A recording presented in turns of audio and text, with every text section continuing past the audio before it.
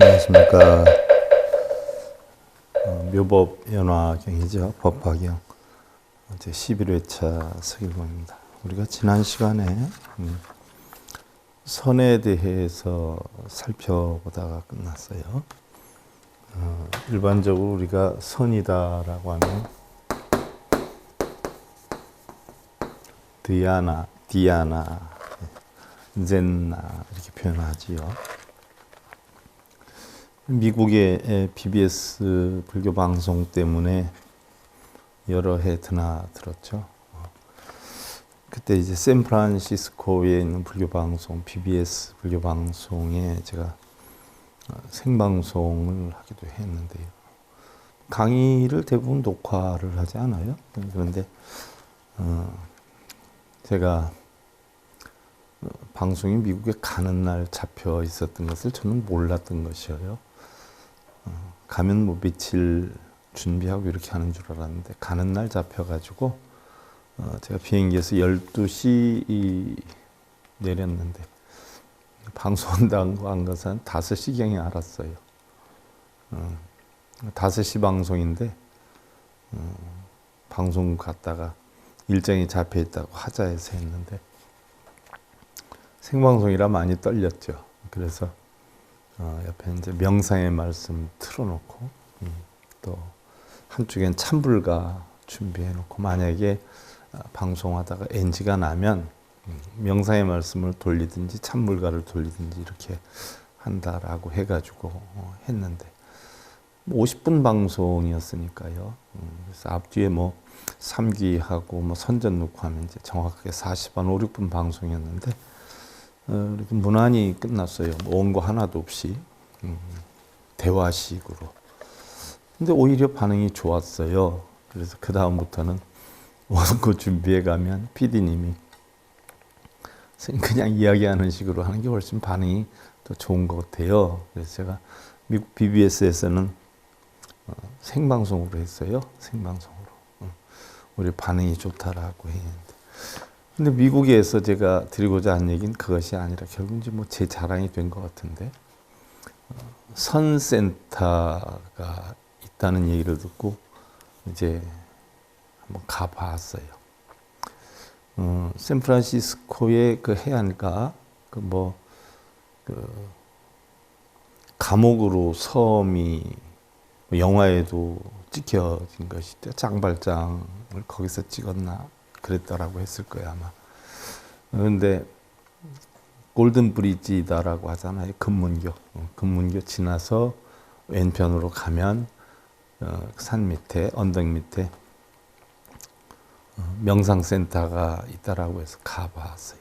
가봤는데 미국에서는 젠 센터라고 하죠. 젠 센터. 그래서 센터장이 되려면 그 철학과를 나와야 되고요. 쉽게 예를 들면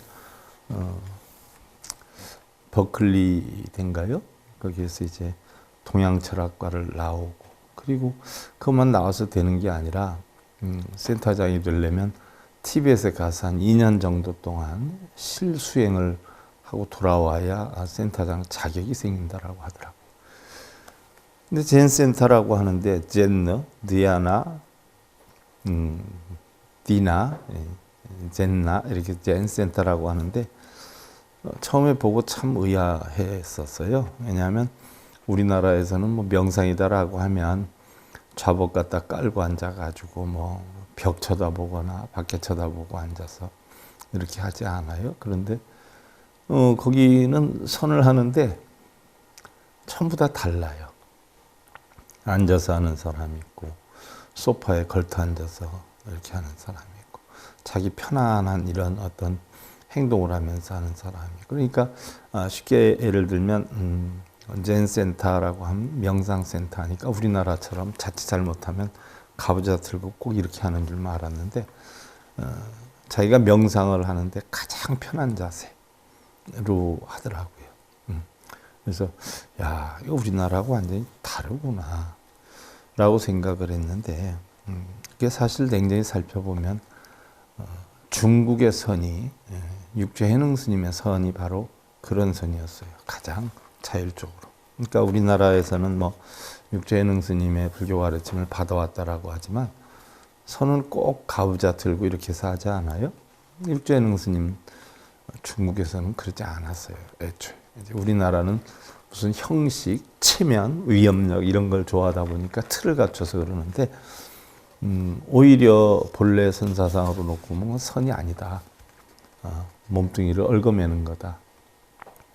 오히려 선은 몸이나 마음을 얽어매지 않고 자유롭게 하는 것이 선인데 가부좌선은 그건 잘못된 것이다. 일반 명상에서는 그렇게 표현을 해요. 하지만 뭐 우리나라 의식구조상 그렇게 습을 들여서 그러면 대단한 줄 알지만 원래 선은 그러지 않았다는 걸 참고로 알고요.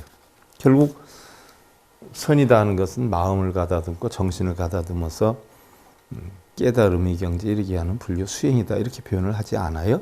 여기에는 뭐 참선, 좌선 이러는데 흔히들 좌선하면 앉을 자를 써서 우리 몸을 앉혀놓고 하는 게 좌선인 줄 아는데 원래 좌선의 뜻은 마음을 앉혀놓는 거죠. 탐진치, 걱정근심, 번뇌, 혼란한 마음, 집착된 마음, 탐진치의 마음 이런 것을 사실 잡아놓는 걸 좌선이라고 해요. 앉을 좌. 이렇게 쉽게 얘기하면 번뇌하는 마음, 걱정하는 마음, 탐진치 이런 걸 앉혀놓는 걸 좌선이라 그러지 우리나라처럼 몸을 앉혀놓는 걸 좌선이라고 하지 않죠. 그래서 이 선에 대해서 우리가 지난 시간에 공부를 했어요. 디아나, 짠나 이렇게 표현하죠. 범어로는 디아나라고 하는데 빨려로는 짠나라고 해요. 짠나. 그러다 보니까 젠너가 돼서 미국에는 젠센타 이렇게 표현을 하게 되죠. 그 짠나가 바로 선나가 돼가지고 선으로 된 건데 지난 시간에 우리가 인도의 선, 중국의 선에 대해서 살펴봤어요. 그래서 중국에서는 지관과 열애선을 수용을 했다. 지관 그치는 거죠. 탐진치를 딱 그쳐서 오니 공안이치를 관하는 거예요. 또한 열애선을 수용했다. 열애선은 바로 뭐예요? 부처님 선이죠. 부처님 선. 명상. 그래서 다 포용을 했다. 그러니까 마음의 탐진치를 다 그치고 오니 공안이치를 관하는 거 이것이 선이다라고 했고 열애선을 포함했다라고 하는데 열애선이라는 것은 부처님 선이 명상선을 뜻해요. 자, 선을 우리가 크게 보면 중국의 선에서 지난 시간에 한 가운데서 열애선과 조사선이 있다라고 했어요. 우리는 흔히들 달마대사가 중국으로 가서 처음 이심전심 선을 전했는데 그 선을 갖다가 우리는 조사선이라고 해요. 달리 표현하면 달마선이다 이렇게 표현을 하지요. 그래서 선은 크게 보면 열애선과 부처님의 명상선과 달마대사의 조사선이 있다 이렇게 봐요. 여기에서 다시 이제 형성된 것이 우리가 지금 하고 있는 화두를 놓고 하는 간화선이 있고요. 아무런 화두도 안 놓고 그냥 명상에 드는 것을 우리는 묵조선이다 이렇게 표현을 하죠. 그래서 선을 크게 보면 열애선과 조사선 파생되면서 간화선과 묵조선이 있다 이렇게 보는데 중국에서는 이런 지관수행과 열애선이 포용이 돼가지고 결국 선을 행주자와의 생활선으로 전개를 해 나갔어요. 그게 육조예능 스님의 대표적인 작품이지요. 무슨 얘기냐면 일상생활을 하는 가운데 선을 하는 거예요. 뭐 예를 들어서 부부 싸움을 했다 그러면 싸움을 하는 가운데도 선을 하는 거죠. 마음속으로 내가 이러면 안 되는데 내가 신랑한테 너무한 거 아니야? 아이 그래도 신랑이 요즘 나한테 너무했어? 그래도 정도는 지켜야 되지? 이런 생각들을 하지 않아요? 그래서 그 싸우는 순간에도 내가 생각하고 있는 자체를 선으로 봤어요. 음식하면서도 아이고 오늘은 좀 이런 거 잘 먹고 건강했으면 좋겠는데 저녁엔 또 뭘 해주나 아침에 이렇게 먹고 저녁엔 뭘 해주나 어떻게 해야 건강이 좋아지고 요즘 체력을 유지해 나갈 수 있을까? 라고 하는 생활선 이런 것 예를 하나 들면 우리가 선하면 스님들은 절에서 가부좌 들고 이렇게 선을 하니까 일반 불자님들도 마치 스님들처럼 절에 가서 가부좌 들고 이렇게 하고 앉아있는 게 선인 줄 아는데 가부좌 들고 그렇게 하는 건 스님들의 어떤 수행의 방편으로서 스님들이 절에서 생활하고 일상생활 안 하니까 그렇게 할 수 있지만 일반인들은 선을 하면 가정생활을 위주로 자기 일상생활을 위주로 해서 해야 된다는 이야기예요. 직장에서 어제 말다툼이 있었다. 그러면 그 말다툼이 왜 생겼을까? 그걸 어떻게 해결을 해야 될까? 내가 어떻게 하면 바르게 하는 걸까? 내가 정말 잘못했을까?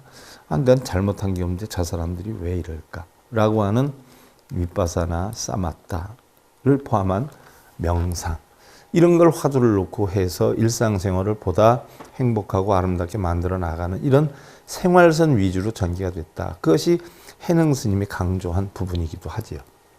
그래서 우리는 행주자와 묵동자 어느 때나 마음을 다스리고 자기 자신을 마음을 되살펴보는 이러한 것들을 우리는 생활선이다, 일상선이다, 또는 해능 스님의 선이다, 이렇게 표현을 하는 거죠. 그러니까 가정생활을 하는 사람들은 가정생활의 위치에서 화두를 놓아도 그 화두를 가지고 해야 되는데, 일반 사람들이 승려들처럼 뭐 이목고 만법길 일기하처 그걸 화두로 해서 하려고 하는 사람들이 엄청 많아요.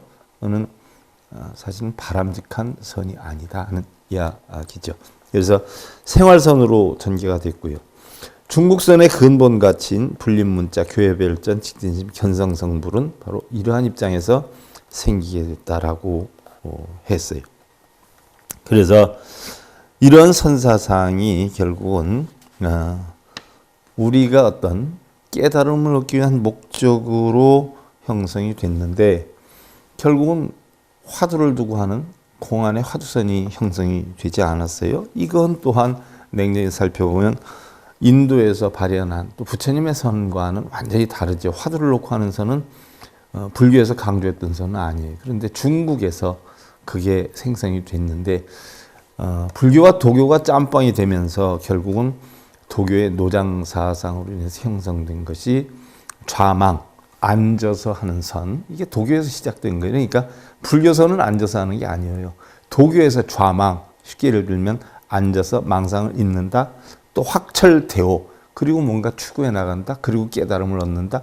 이게 도교의 노장사상이거든요. 그러니까 냉정히 보면 도교의 노장사상이 불교에 들어와서 자리를 잡고 그게 마치 불교선인 것처럼 우리나라에서는 행해지고 있는데, 사실은 앉아서 하는 선은 불교선이 아니라 도교선이다 하는 거 참고로 알고요. 또 화두선도 보편적으로 확철대오다라고 해가지고 어떤 주제에 의해서 펼쳐나간 것이 옛날 역대 큰 스님들이 그로 인해서 깨친 경우가 많지만 사실은 도교선이었다 하는 거 여러분도 참고적으로 아시고요. 그럼 오늘은 선의 전례와 구산선문이다. 우리나라의 선불교가 본격적으로 이제 유입된 것이, 전래된 것이 800년대예요. 800년대. 자, 삼국통일 시대가 600년대 후반 아니에요? 680년경으로 저는 알고 있는데 800년대 선이 본격적으로 들어왔어요. 그러면 그 이전에는 없었느냐? 아니에요. 삼국시대 때서부터 이미 선이 들어오기 시작했어요. 자, 달마선이 달마대사가 중국에서 와서 선을 풍기기 시작한 게 527년에 중국으로 건너왔잖아요. 527년에 중국으로 왔는데 중국에서 달마선이 사실은 확장되지 않았어요. 그래서 결국은 달마대사가 능가경을 가지고 사실은 공부를 했고 능가경을 가르치기도 했고 제2조 해가한테 능가경을 전파하기도 했죠. 그러면서 달마선을 드러내기 시작을 했던 거예요. 그런데 이러한 달마선이 남북으로 갈라지기 전 사조 도신에서부터 선법을 전수받은 법랑 스님이 통일신라 초기에 680년대 후반 700년대 초반이죠. 최초로 우리나라에 선을 전했다라고 해요. 이어서 신행이 신수계통에 북종선을 전했고요. 선이 들어오면서 결국 신수 스님이 북종선을 했고 해능 스님이 남종선을 하지 않았어요. 그래서 북종선, 남종선 갈라지면서 결국은 신수계통에 북종선을 신행 스님이 끌고 들어왔고요. 그러나 이러한 선이 신라에서 유행되기 시작한 것은요, 남종선 계통의 지장으로부터 시민을 이어받은 도의 스님과 홍척이 결국 821년, 현도광 13년 또한 826년 흥덕악 1년에 귀국해서 선법을 펼치게 된 이후의 일이다. 그래서 이때부터 본격적으로 선이 펼쳐지게 됐다는 이야기죠. 그 뒤 입당승이 귀국하면서 중국에 여러 선풍을 전했고요. 또 국내 많은 선찰이 창건됨에 따라서 선풍 진작의 거점을 만들었어요. 이에 따라서 이제 신라 말기부터 구산선문이 차례로 형성이 되죠. 그럼 구산선문이 공통적으로 주창했던 선이 뭐냐? 전부 달마선이에요. 달마내사의 선이 중심적으로 들어온 것이다 하는 이야기예요. 그래서 구산선문은 우리나라의 9개 산에 9개 파가 형성된 선종을 구산선문이다 이렇게 표현을 하지요. 그래서 첫째는 뭐 여러 파가 있어요. 가지산파, 실상산파, 또 독리산파, 뭐 호서파, 또 복림산파, 뭐 여러 가지가 있죠. 사자산파, 여러 가지가 있어요. 그래서 이거를 그럼 나름대로 선이 어떻게 해서 진작다녀가고 펼쳐져 나가졌는가를 여러분들 꼭 외우지 않아도 돼요. 우리나라의 선이 이렇게 해서 퍼져나갔구나 하는 어떤 형식만 좀 머릿속에 새겨놓으시면 될 거예요. 자, 가지산파는 도의 스님을 계산조로 삼고 있어요. 그래서 도의가 821년에 귀국을 해서 남종선을 처음으로 신라에 전했죠. 남종선이라는 것은 바로 해능대사가 추구하는 선이죠. 그러나 무념무수를 심요로 하고, 무념무수라는 것은 생각이 없는 거예요. 생각은 있지만 생각에 끌려다니지 않는 게 무념이다라고 했죠. 이것이 바로 육조단계에 나오는 육조해능스님의 사상이죠. 또 무수예요. 우리는 흔히들 어떻게 돼요? 엄청 닦아야 깨달음을 얻을 수 있는 줄 알지 않아요? 그런데 무념무수 사상이에요. 전혀 닦지 않아도 우리가 마음의 본질만 알면 이것이 바로 선수행이다라고 했어요. 그러니까 뭐 가부좌를 틀고 형식적으로 뭘 몇 번 쓰고 읽고 이게 아니라 생각에 끄달려 다니지 않고 수행에 끄달려 다니지 않는 것. 수행을 하는데 수행에 끄달려 다니지 않는 것. 이것을 갖다가 가지산파에서 추구를 했어요. 도의 예수님이. 또 문답을 전개하는 가운데 시민을 전달했던, 마음의 진리를 전달했던 그의 새로운 선풍이 경교에 젖어 있던, 경이나 가르침에 젖어 있던 신라 불교교에 쉽사리 받아들여지지 않아서 결국 설악산 진전사에 가서 응거를 했다. 달마대사가 처음에 와서 선을 전하려 할 때 안 먹혀 들어갔잖아요. 그래서 결국 능가경을 열어가지고 능가경에 대한 강의도 하고 능가경을 이주회가한테 전수를 하기도 했어요. 왜? 선을 먹혀 들어가지 않아요. 중국에서도 부처님 경전을 위주로 하고 또 그 경전을 가르치는 것을 위주로 했기 때문에 사실은 우리가 불교에서 깨달으면 글이나 말 속에 있는 것이 아닌데 그것을 위주로 했기 때문에 처음에 먹히지 않아서 달마돼서 능가경을 전했던 것이고요. 그러면서 달마선이 퍼져나가기 시작했죠. 그럼 달마대사가 열반하시고 나서 200~300년 지나서 지금 우리나라에 선이 들어온 건데 이때에도 우리나라에서는 경이나 교에 빠져 있었지 선에 대해서는 인정을 못 받았어요. 그래서 결국은 은거를 했고 도의스님이 그 뒤에 이제 시민을 얻은 염거를 거쳐서 진육, 허회 등의 동문과 더불어서 입당한 채징이 840년 문성왕 2년에 귀국을 해서 가지산에 보림사를 열었어요. 이것을 중심으로 해서 크게 종풍을 떨치게 됨에 따라서 가지산파를 이루게 됐는데 가지산파에서는 도의를 계산조로 또 염거를 제2조, 채징을 3조로 하고 있고 채징의 뒤를 이은 명해, 의차 등이 결국은 중점으로 가지산파를 확장시켜 나갔다 이렇게 보면 돼요. 이렇게 해서 또 하나가 들어왔고요. 두 번째는 실상산파가 들어왔는데 실상산파는 홍척이 세운 종파예요. 홍척은 826년에 귀국을 해서 좀 빨리 들어왔죠. 채징보다. 지리산에 있으면서 선법을 전했어요. 그의 교화력은 도의보다 큰 바가 있었는데 세인들은 일러서 북산의 남악척이라고 했어요. 즉 홍척이 실상사를 창건하고 여기에서 선법을 크게 선양하게 됨에 따라서 실상산파가 자연스럽게 형성이 되어 있죠. 이것은 지리산 실상사에서 비롯된 거죠. 이곳에서 교화한 제자가 수백 명에 이르며 특히 흥도강과 태자, 선강이 귀의하게 되었다라고 했어요.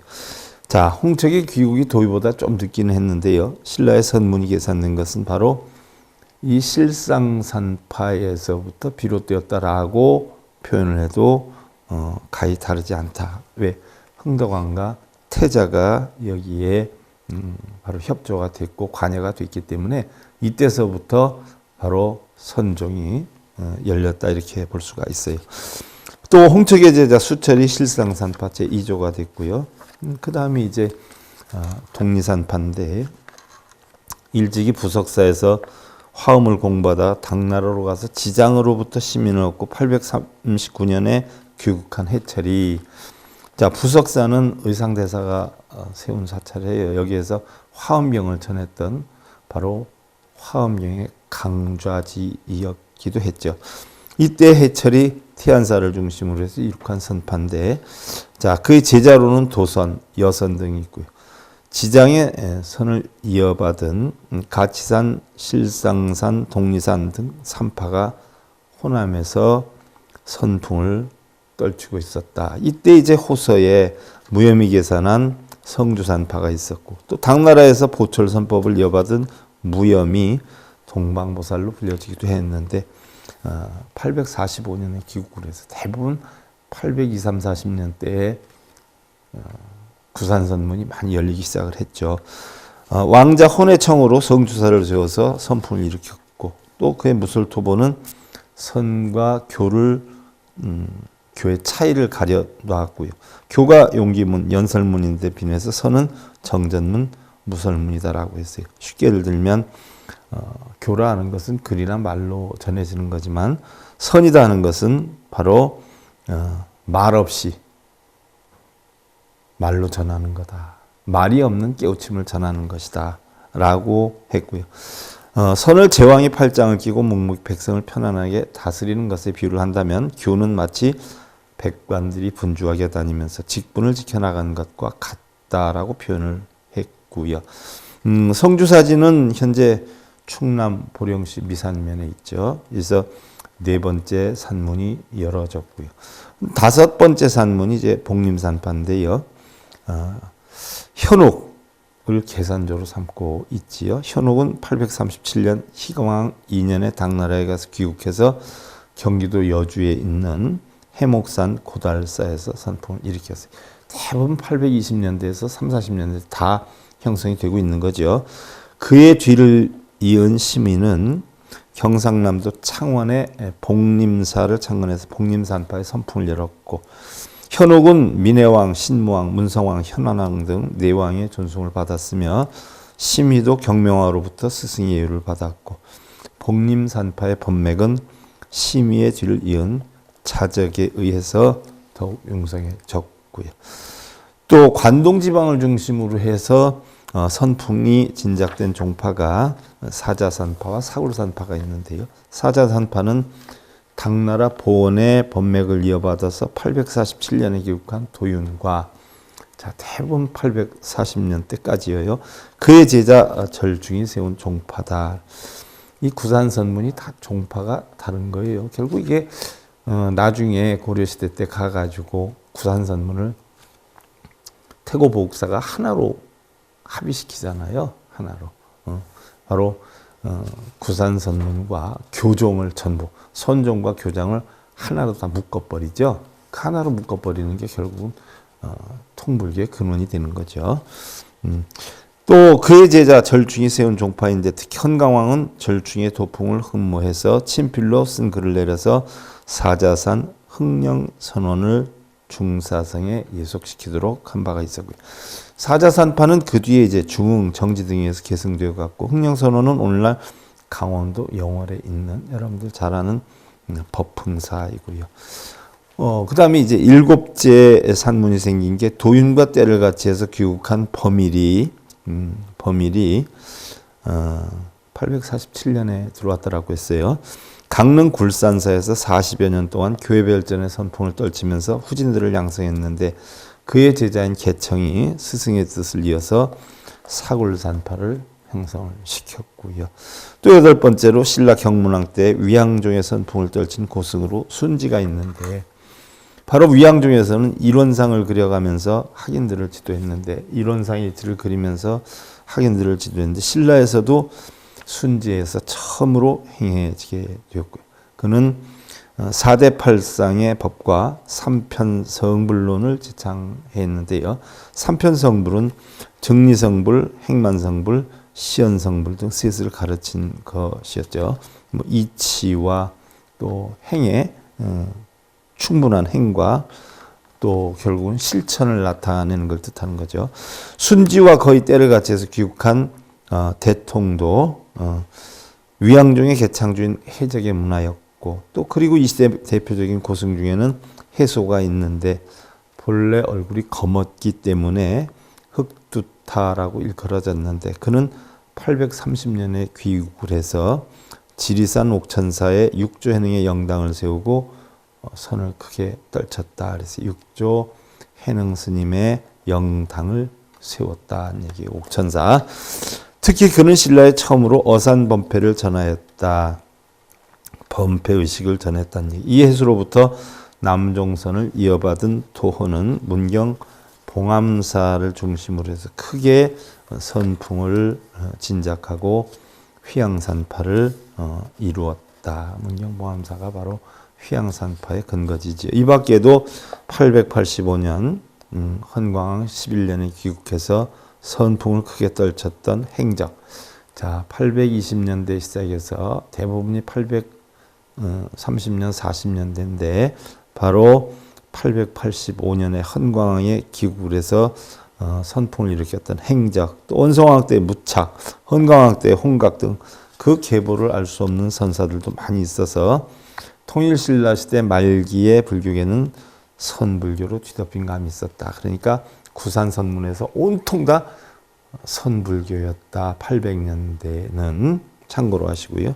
자, 선풍이 크게 떨칠 수 있었던 당시는 통일 초기에 율령체제가 붕괴되고 고대적인 국가 질서가 해체되어 갔던 시기로서 이때는 귀족의 증가에 따르는 지배층 자제 내의 도태로 말미암은 이런 반귀 귀족의 억압과 귀족들 사이에 마찰이 심했던 시기이기도 했다. 자, 승려들이 한참 번창했던 시기는요, 통일신라 바로 직전이었다라고 해요. 그때는 승려들은 전쟁에 나가질 않았으니까 뭐 삼국전쟁이나 이런 거 할 때 전쟁에 나가면 사람들이 자식들이 전부 나가서 전쟁에 나가서 죽으면 어떻게 해요? 그렇죠? 근데 출가를 해서 승려가 되면 사실은 전쟁터에 참여를 안 했거든요. 이랬을 때에 일반인도 뭐 무조건 다 출가를 할 수 있었냐? 그건 아니었죠. 진골이나 성골, 뭐 왕족이나 어떤 귀족 출신의 자녀들이 안에서 출가를 허락을 했는데, 출가하려고 하는 사람들이 뭐 이류형량 수 없이 많았었다라고 해요. 예나 지금이나 전쟁 나면은 제일 먼저 도망시키는 게 관료들, 자제들 아니에요? 외국에는 전쟁 나면 뭐 대통령, 부통령 자식도 실전에 참가하게 하는데, 우리나라는 내빼기 바빴던 것 같아요. 그때나 지금이나. 그래서 결국은 지금도 뭐 병역 의무 안 한 것들은 대부분 관료들, 자제들이 많이 있잖아요. 일반 사람들은 힘이 없어서도 못하고, 관료들, 자제들은 힘이 있는데 그 힘을 또 교묘하게 그런 국방의 의무, 납세의 의무 이런 거 회피하는데 다 쓰는 경우도 적지 않잖아요. 보면은 참 이게 보통 문제가 아니에요. 의식이. 자, 이때 전쟁에 안 나가려고 뭐 승려들을 해서 너무나 많이 와가지고, 요즘 공무원 시합 수백 대 1이었듯이 그 당시에도 승려 출가하는데 비율이 굉장히 셌다라고 해요. 그래서 승려 출가 허가하는데 뭐 예를 들어서 절을 시켜가지고 누가 안 먹고 안 자고 제일 오래 하는가 해가지고 참을성이 얼마나 있는가 그거 해가지고 승려 뽑기도 하고 그랬던 것이 문헌에도 있지 않아요? 또 이때의 반귀 귀족의 억압 또는 귀족들 사이의 마찰이 심했던 시기도 했고요. 선종은 대개 교종의 전통적인 권위에 대해서 반성을 가한 동시에 교정이 지니는 고대적인 사고방식에 맞설 만한 새로운 체제를 만드는 데 힘을 기울였다라고 했어요. 자, 선문구산 중에서 수미산파는 신라 때가 아닌 고려 초기에 성립된 종 제일 늦게 만들었죠. 구산선문 가운데 중국에서 형철, 경유, 여엄 등과 함께 해동 사무예대사로 일컬어졌던 이엄이 932년 약 100여 년 늦지요. 그래서 태조 15년 해주 수미산의 황해도죠. 광조사를 창건해 선풍을 크게 떨쳤고 그의 문화에 처광, 도인 등이 배출돼서 법맥을 전함으로 수미산파를 이루게 되었다라고 했어요. 그래서 대략 820년에서 930년대까지 구산선문이 형성이 됐는데 대부분 845년까지 되었고 바로 마지막에 구산선문 가운데 수미산파만 고려 초에 해주에서 근거로 해가지고 퍼져나갔다. 자, 고려의 태조는 후삼국의 통일과 함께 선종의 많은 승려들에게 귀의를 했고요. 태조가 존경하면서 크게 대우했던 고승으로는 도선, 견보, 윤다, 충담, 진공, 장순, 긍양, 현희, 여엄, 찬유, 진경스님 등이 있고요. 이들이 태조와 직접 또는 간접으로 관계를 맺음에 따라서 고려 초기에는 선불교가 굉장히 유행을 했죠. 그러나 태조는 선종에만 유의했던 것이 아니라 전통적 불교인 교종에도 관심을 기울여서 그 당시 불교계의 조화를 이루어서 노력을 했고요. 전통적 불교 의식의 부활이라든가 또 교종 사찰의 개축, 건립 등이 그것이었는데 따라서 전통적인 교종과 새로운 혁신불교인 선종의 대립이 종식될 수가 없는 여건이었다 그랬어요. 그래서 왕이 선종을 많이 선호했던 부분이 있었기 때문에 선종이 득세했던 그런 시기였다 이렇게 볼 수 있죠. 특히 숙종 때의 의천은 대각국사 의천이죠. 구산선문에 대한 비판적인 안목에서 천태종을 세우고 선교 회통을 도모하고자 했다. 선과 교를 회통 하나로 묶어버리려고 했었다. 근데 문제가 있었던 것은요. 의천 스님이 바로 선과 교를 합동시키는데 그냥 문을 열고 합동시킨 게 아니라 바로 교정을 선으로 흡수를 하려고 그랬죠. 교정을 선종으로 흡수하려고 그랬죠. 그래서 선에 가까운 그런 통합을 시켰고 또 나아가서 지금 종단의 종조였던 보조국사 진울 스님도 사실은 정예쌍수를 주장했지만 선정을 위주로 한 교정을 합류하는데 힘을 많이 썼죠. 그래서 사실은 그것은 통일된 교정과 선정이 통일된 여건으로 볼 수가 없다 이렇게 봐지죠. 오히려 삼국시대 때 선이 팽창하진 않았지만 원효 스님이 그런 걸림없이 다 했고 나중에 태고 보국사가 걸림없이 다 하나로 통일화시켰던 큰 역할을 하게 됐던 것이죠. 자, 이때 거사였던 이자연이 선을 닦아서 새로운 선의 부흥을 도모했다. 자, 승려가 아닌 일반인이 선을 닦아가지고 새로운 선의 부흥을 시작을 했죠. 이자연이 순종 때 벼슬을 버리고 뜻하는 바가 있어서 설봉어록과 능엄경을 가지고 전국에 이름 있는 산을 찾아다니면서 혼자 수도하면서 깨달음을 얻었다. 우리나라에서 능엄경이 퍼져나가게 된 근거가 바로 여기에 있는 것이죠.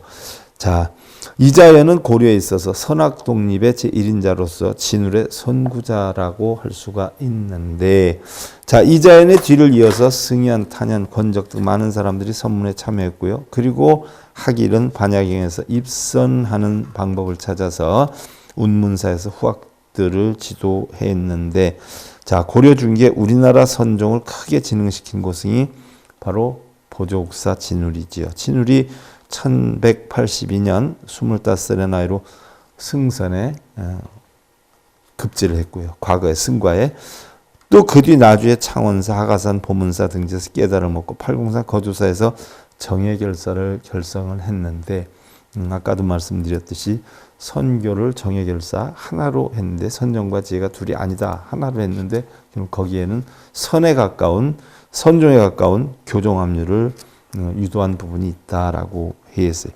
자, 그리고 1200년에는 송광산 길상사로 옮겨서 11년 동안 불도를 담론하고 선을 닦기 힘쓴 이때 만들어진 게 개초심학인문이죠. 여러분들 초발심작에 있는 개초심학인문.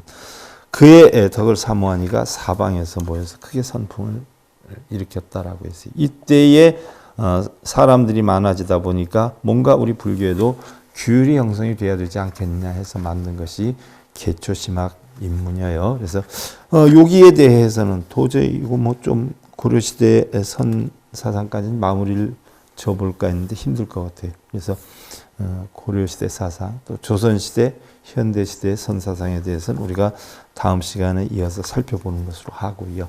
자, 우리가 이런 법화경을 통해서 이런 것도 공부를 해보는 거죠. 법화경 제11회차. 오늘은 이것으로 마치겠습니다. 자, 감사드립니다.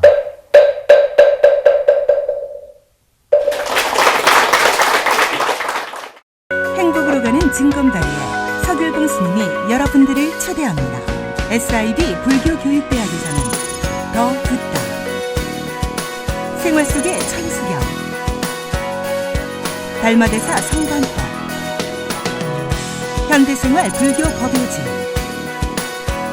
불교학개론, 성찰스님 백일 법문 등을 비롯한 다른 불법, 다른 진리, 서길봉 스님의 SIB 불교교육대학.